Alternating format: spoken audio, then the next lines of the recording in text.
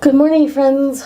Pardon the atrocious angle, but we are about to embark on another If Reading Manga Was My Full-Time Job, How Much Could I Read?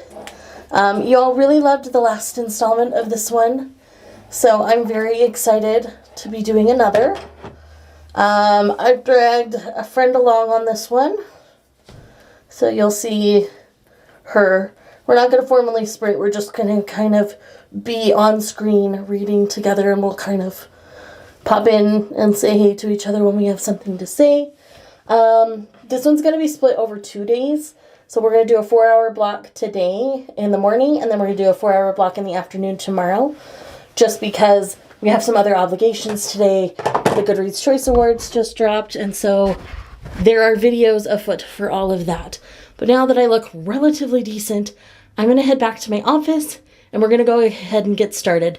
So in this 4-hour block, I think I'm going to focus on catching up on manga series. Like, I have 6 volumes of LDK to read. My battery's about to die, so I will see you soon.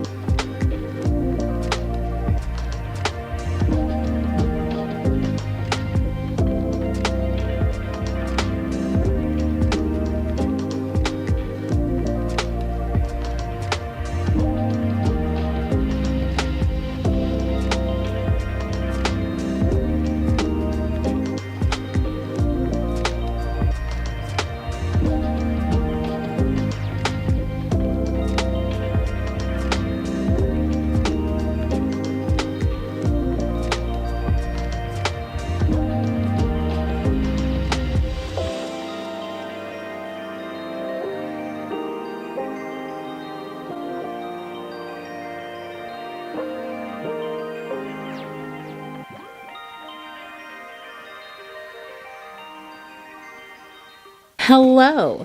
So it's been about 4 hours since we last talked. So I've read 10 volumes of manga now, and I think I'm going to take my break for today here. So let's go ahead and talk about the things that I've read. I've done some great catching up on some series. Some of them only had a couple of one volume, one had 2, and then one had 6, and that was actually the end of the series. So feeling good about that. So first things first, I've got Sign of Affection, Volume 6 and Volume 7.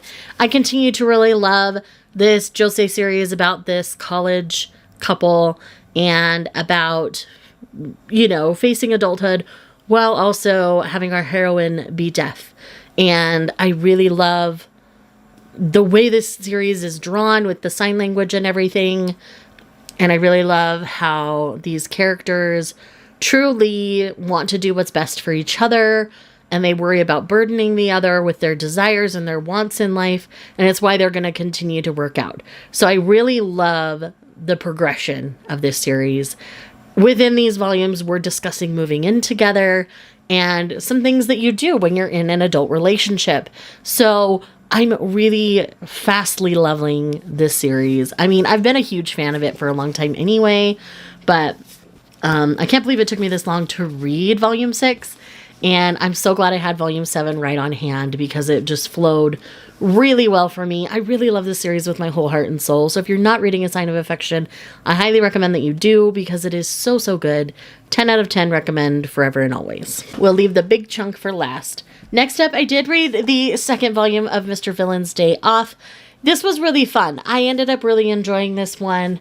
Again, if you like short style comedy series, this is a great one. Again, it's the mustache twirly style villain from Power Rangers interacting with the Red Ranger. They get some interaction with the Pink Ranger in this one. So it's just really funny. And our villain happens to be obsessed with pandas. And so there's lots of cute interactions in and around panda related things like panda foods, seeing actual pandas, judging the squishiness and the fluffiness of pandas at the store. Like, it's just fun. I have a good time. And I'm hoping this continues to be a good time for me. Again, I'm really enjoying it. I think it's really fun. But I also thought that of Way of the House Husband in the beginning, and I dropped off of that one.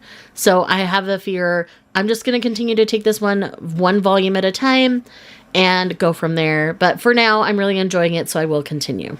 The next one I have here is The Great Snake's Bride Volume 2. This came out recently, and I was kind of on the fence about some things after Volume 1, but after reading Volume 2, those things settled in and made a lot more sense to me. The horrific elements were much lower in this one than they were in the first one.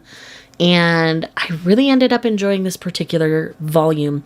I feel like it added a lot to the story. And again, some of those things that I was unsure about and I wasn't sure where things were going to go in the plot kind of sussed themselves out in this volume. So it ended up working really well for me because it filled in the gaps that I needed. There is intimacy within this volume, so there is nudity. Do know that going in if you are unaware. And I just had a really good time with this volume. Again, this series is not going to work for everybody, and I'm going to say that forever and always because the snake remains a snake. There's no shifting, no humanoid form for the Great Snake, so you have to know that going in. And so there's things like shedding of the skin, the way they eat, all that kind of stuff, that's all present.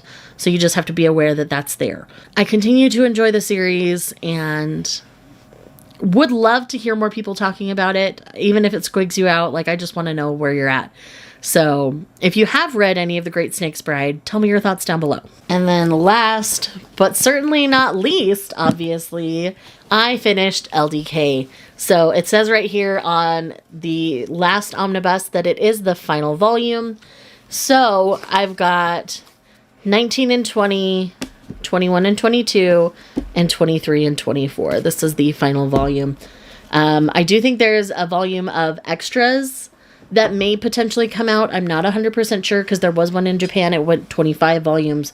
But at the same time, this last one feels beefier than the others. So I don't know if they just like squeezed the last chapter into this one and called it there. I don't know. But all in all, I really ended up enjoying the series as a whole. Here, I like this cover. We'll hold up this one. It really, yes, it went back and forth quite a bit, but these read really fast. And the way it was going back and forth was realistic for the situations that they were in. And they really did a good job of choosing when to have their first sexual experience together, the progression of their relationship they chose on their own when it comes to their future.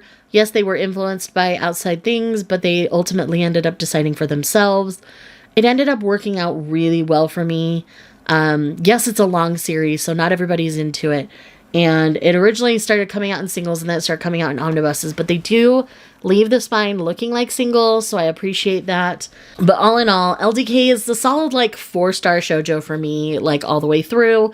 It's just messy enough that it's fun, and I really ended up liking how they resolve things on their own in the end.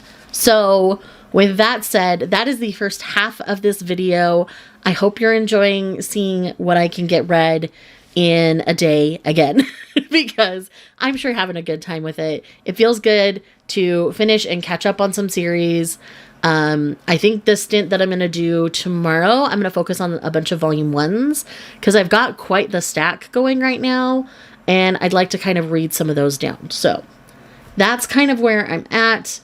But yeah, I will see you guys tomorrow for the other half of this. Normally I would do it all in one day, but because of other obligations, the timing didn't quite work out in the time frame that I wanted to get this video to you. So Anyways, I'm rambling. I'll see you tomorrow. Hello, welcome back. Different day, same sweater, still hair pulled up. Today I'm going to focus on some volume ones that I've picked up recently that I've had on my TBR for a while.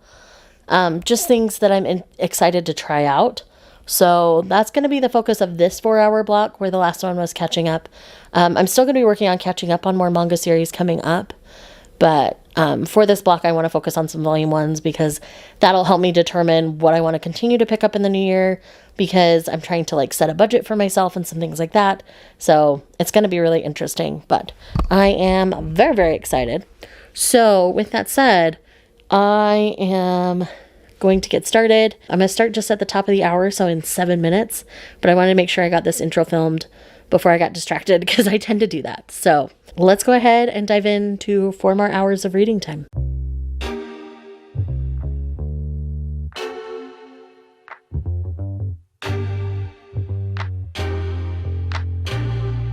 너의 중요하다는 words. It's for you. It's all for you. 가만히 있으면 안 되는 걸까? 왜 그런 거야? I'm okay just the way I am. I'm okay with what I do. 지금이 들어도 상관없는데 이 끝이 없는 조언들 너만한 necessity. 고맙지만 고맙지 않은데 You know I don't want to know. I don't want no more, no more. I don't want to know. Okay, friends, so I've now finished the second block of reading for this vlog. So I did read 2 digital volumes. Right at the end, I was just catching up because I had about 45 minutes left and my digitals tend to go pretty quick. So those really quickly were Boss Bride Days volumes 9 and 10. I really love this series. I think it's really sweet and really fun, and I always have a good time when I'm reading it. And again, it's a bunch of Yakuza boys, and it's a white shoes, and I could see her choosing all of them at the end, but we will see what happens. And the trash man is outside, so if you hear that, I'm sorry. Other than that, let's talk about the other things I read. The first one on the top of the pile is The Dangerous Convenience Store Volume 1. This is I believe a manhwa, in which we're following a college student who's working at a convenience store, and he ends up, he's very openly gay. He has a crush on someone, but it kind of goes wrong. And through that, he ends up kind of having feelings for this guy who comes into the convenience store, who seems like a mob boss. And he's definitely packing down there. And it's about them developing into more than friends or neighbors. And I'm really enjoying it so far. It is a ghost peen situation, so if you don't like that, I'm sorry. That's what's going on here. But yeah, I'm still thoroughly enjoying the story and what's going on in it. I'm a little bit obsessed with them now, so I will definitely be keeping up with Dangerous Convenience Store. Next on the pile here, I have 15 minutes before we really date. Now, this first volume was plenty cute, but I think I'm reading some stories that are similar enough to this plot that I don't think I'm going to be continuing this one, which is sad because I do love Yen. So in this one, we have these two who are childhood best friends, and they end up, in the beginning, deciding to stop being best friends and progress into dating before they go off to college. It's kind of quirky, kind of fun, but I feel like if you're looking for this kind of a romance, there are some other series doing it a little bit better right now. If that premise sounds interesting to you, I would recommend sitting and reading this in the bookstore or checking it out from the library and going from there. Again, it was sweet, it was cute. I had no major issues with it, but I just think I'm reading some things that are doing it better, so I won't be continuing on with this one. Next, I finally read After We Gazed at the Starry Sky. This was really cute. There's potentially a second volume. Basically, we get the entire love story arc of these two in this first volume, though. So we have our hero, Subaru, who is in a wheelchair, has been since they were born, And then we have, I believe his name is Togo or Togo. Togo. He's a famous like nightscape photographer, and Subaru has always loved his work. He gets an opportunity to work with him. They become friends. They develop a relationship. It's really sweet. It's really cute. It's really precious. I'm obsessed with the two of them. So if we get another volume, I'll be more than happy. But if this is all I get, I am still happy because these two are absolutely precious, and I cannot wait to see what else would come of it. And there's a lot of things around Subaru being in a wheelchair and things that I think were done very nicely and done very well. So I would recommend picking it up just for the disability rep alone. Next, I read a new steamship title, and that is Revenge. So in this one, we have two twin sisters who haven't ever really gotten along very well. There's one very selfish sister who always just has done whatever she wanted and made her other twin pose as her to clean up her messes. In one of those instances, she's off to go philander with her boy toy or boyfriend, while the twin gets roped into going to a wedding planning meeting with with the fiance of the bad twin. So the supposed good Meek Mouse twin ends up falling for the fiance, and the fiance seems to be really into her as well. They have a lot of chemistry in the bedroom, all of that kind of stuff. And obviously the twin who was really engaged to him doesn't like that, even though she's been cheating on him with multiple guys. So things get messy, and they continue to get messy as the volume goes on. This is a good kind of mess for me. I could definitely understand why people wouldn't like this one. But again, this is more about the dynamic between the two sisters than anything else. So I'm very intrigued to see what goes on here. There is a rape on page in here to one of the twins. The philandering, cheating twin sets one of her boyfriends on the other twin, and that doesn't go well, even though she explains, I'm not who you think I am. She says no very clearly, pushes away. He still doesn't stop. So do know that that's there. So this is getting like a 3-star. I'm interested in the series moving forward from this point. So it's going to be interesting to see what happens. The next one that I read is Sakura Saku Volume 1. So I finally tried out the new Iosaki Saka. I am a big fan of how this one is starting. It's definitely got the grumpy sunshine situation going that Iosaki Saka loves to do. And I'm really excited to see where this one continues to go, because there are some things woven through this first volume that would kind of be spoilery that I don't want to talk about that make me excited for the following volumes, if that makes sense. I'm just really excited. Definitely check this one out.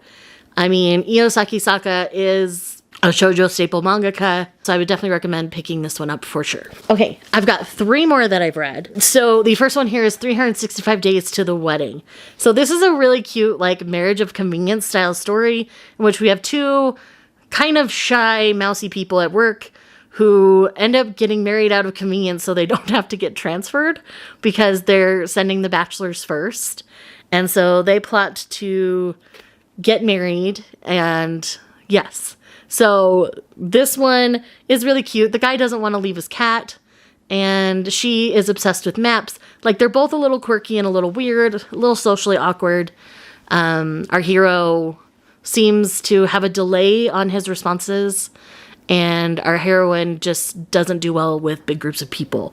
I'm really excited to see where this one continues to go. I really love what this one is offering me right now. It's kind of like a fake marriage trope meets wotakoi or slut and soap. Like, that's what's going on here. So I'm like here for it, like really here for it. And then I did have one DNF in this pile, and that is The Black Cat and the Vampire. I ended up reading about 60% of this one, and there was just some ickiness to it.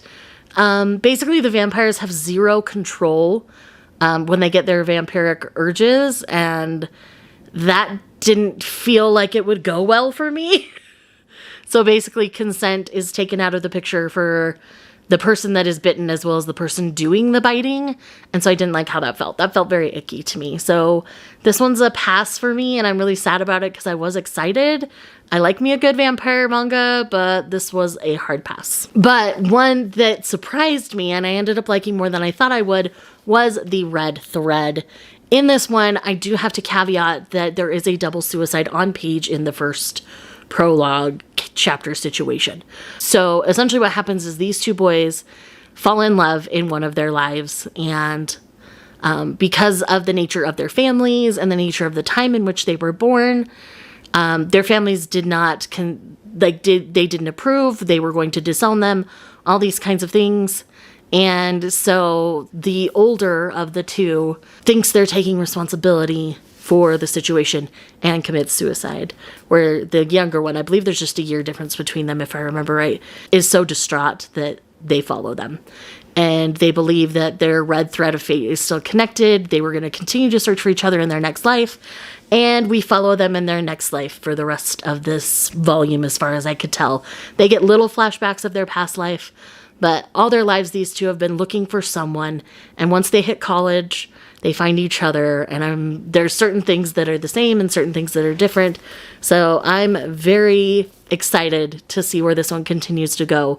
That first chapter is very jarring, which is why I'm telling you that. Past that, I think this volume is absolutely fantastic, and the story is going to have a lot to offer us. So that is where I'm at, and that makes for a total of 20 volumes over the 8 hours for this video. I hope you guys enjoy seeing me read these in bulks. And it's just more proof that if you sit and dedicate time to reading, you can get a lot read. Granted, I do read manga fairly fast. My average is about 30 minutes per volume. The last two that I read, the Boss Bride Days, those ones go a lot shorter because one, in length they're shorter, and two, they are more big panel heavy.